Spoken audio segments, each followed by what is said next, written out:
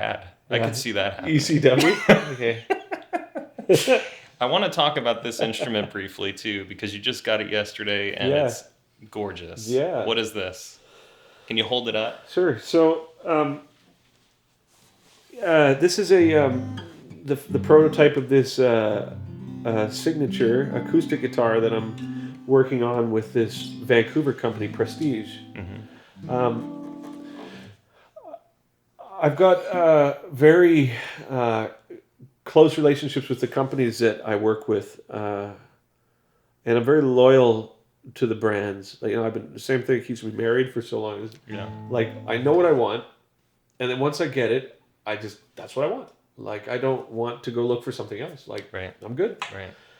One and done. One and done. So I started with PV. I was going to make I had an idea for a guitar, but we couldn't pull it off together for financial and just the logistics. Like PV as a company have to sell things at a certain price point that we couldn't produce it for what I wanted. Right.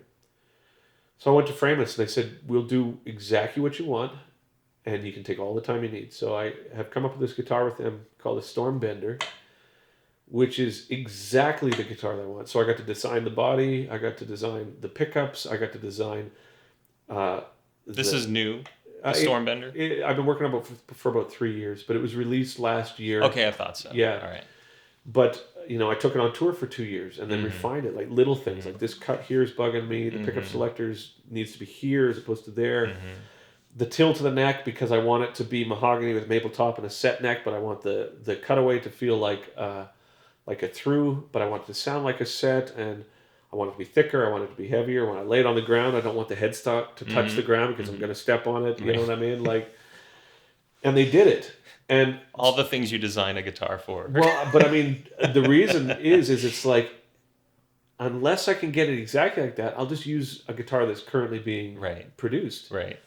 Some people are saying, okay, well, you're doing these signature guitars so you can make money. However, the Framus guitar, like the list price on those are like 10 grand. Right, yeah. So no one's going to fucking buy them. That's right. So I made it because that's what I want. Right. Like I had talked to other companies, like, well, if you do it cheaper, if you do it this way, then you'll make money. Right. I was like, yeah, but I want the guitar. Yeah. You know what I mean? Like, you're not born for this industry. No, I'm not. But luckily, my relationships with these people are such that I get what I need.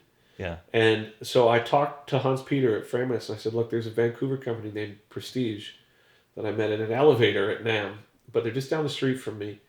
And I'd like to do a signature acoustic with them. And I know that Framus does acoustics, but they're willing to do, in the same way that you did with the Stormbender, they're willing to do exactly what I want for an acoustic guitar.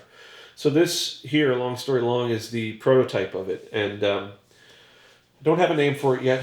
And this isn't obviously exactly right yet. But I'm doing a bunch of acoustic touring this year to sort of not only get out there again, but also use it as an opportunity to do Q&As and sort of talk about the process so that when I do start touring again in November, it's prefaced.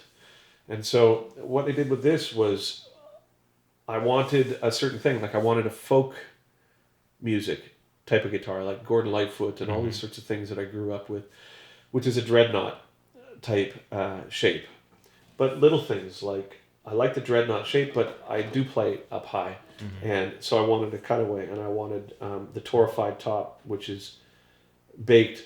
So basically it removes a lot of the moisture and speeds up the aging process. I wanted the ebony fretboard. I wanted these certain type of tuners. And there's now this guitar. Now, even as I'm playing it, there's a few things about it that immediately I know we're going to change. But they as well have now given me a year. They're just like, okay, take it on tour, let us know, and don't hold back. Tell us exactly what you need. So I'm thinking, first off, I like this cut a little more. I like this heel to be not as pointy. I might want to change the radius from a 14 to a 12. But it allows me, by the end of it, to have the acoustic guitar. Right. It's not, at that point, I was like, well, I'll go into my selection of acoustic guitars and take the one that's right for the song. I'm like, no, that one. Right. Because my reasons for efficiency in what my instruments are is because the process requires me to move super fucking quick. So I don't want to think about, whether or not this is going to work. Right. Or it's got to be right. It's Yep. got to be in tune. The Evertune, that's like perfect for me because it's like I'm always in tune. Right. So This guitar is beautiful. thank you. It sounds great. It feels great. I love the texture on the top too. Same. Like the feel, the smell, everything. I just loved it. Well, and it's indicative of my Vancouverness.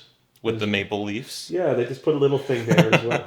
But what they're talking about is when they release the actual guitar, each one of them, and I thought it was kind of a cool idea, they're going to have a little tab that sticks up out of the sound hole that I'm going to do like a letter. Mm-hmm. So each one of them is going to have its own letter, right? So That's cool. when you pull it, it'll be like, okay, well that's this one. That's Right. Your little love note to that owner, the guitar itself. But I think it's important too because the relationship to an instrument is where the songs are. I was with ESP and I was with PV, and both of which were really great and generous companies to me. But what their objectives were a lot more based in the commercial side of things, where if we do it like this, we can make a decent instrument and we can make money. Right. But for me, I'm like, I don't need a lot of money. I just need my place. I need my kid to go to school, and I need the tools for me to do my job, right? But I don't want more tools than what I need. I'm like, I don't want more plugins than what I need. I just want the fastest way for me to do my thing so I can go on vacation, right? Yeah, that's awesome. Thanks for sharing that. Yeah. And I want to say thank you for playing at the concert at NAMM. I'm a sponsor of the concert with Julie and Rodney Cord. Oh, they're really nice people. They're great people, and it means a lot to all of us who have worked on or in some way contributed to this show. So I appreciate you doing that. I hope people come. I think it's going to be awesome. Oh, good. No, it's a first. Well, I guess a second now because of the CDC thing, but the first opportunity I'll have to sort of represent this new phase of my life/career by just doing acoustic on stage with the Fractal and what have you. So I don't know, man. I think like attracts like ultimately. Yeah, right. And again, that's why I think intention's so important, because I think you got to know whether or not you're full of shit. And it's really easy, at least for me, to convince myself that I'm not when I actually am, right? That's how we go through every single day, isn't it? Right? Like, no, that's totally what I should be doing. That's what I should be doing, right? I should be making more. Yeah. I should be doing more. Yeah. I should be weighing less. Well, I think that's the thing, is it's like, this is what, just even to finish off that statement, like, when we're talking about the difference between being a monk and being a father in Western Canada, Right. You may have to sacrifice some of your spiritual aspirations just for the fact that you live here. This is what your curriculum is, man. That's right. This is where you're at. That's right. It's like, I'm not going to just ditch the family because I'm like, well, this way I'll be able to ascend spiritually. I'm like, yeah, then your kid doesn't get fucking braces, Right. and then your wife's like, what happened to the fucking banana boy over there? So And everyone hates you. I'm okay with that. Yeah. But I just think it's like you commit to something and you got to see it through. Right. In the most, find a compromise. That's right. And that's what I'm hoping to do with my creative versus my paranoid minds. I'll be looking for you at NAMM with the banana. Peter, I think he's caught me twice, 2 years running with a banana. Right? I saw you with a banana at NAMM a couple years ago. Really? Yeah. Yeah. Wow. We walked right by each other. It's pretty funny. Maybe I got some sort of like It's a thing. it It's a is. meme. Maybe it's my thing. All right, I have some quick questions before we go. Who are your favorite female artists? Musically? Whatever. A lot of the music that we discuss on the site is male dominant. Metal, very male dominant. So I want to hear... Actually, this question comes from someone who submitted the question. So we want to hear your favorite female artists. I don't know if I think about it like that. I mean, sexism is so dumb. It's like,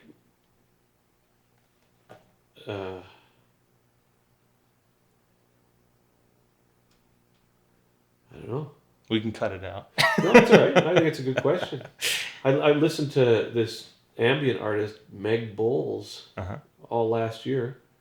I know nothing about her, but I assume because her name is Meg, she's a female. Right. Yeah, yeah. I'd struggle with male artists in the same way. Mm.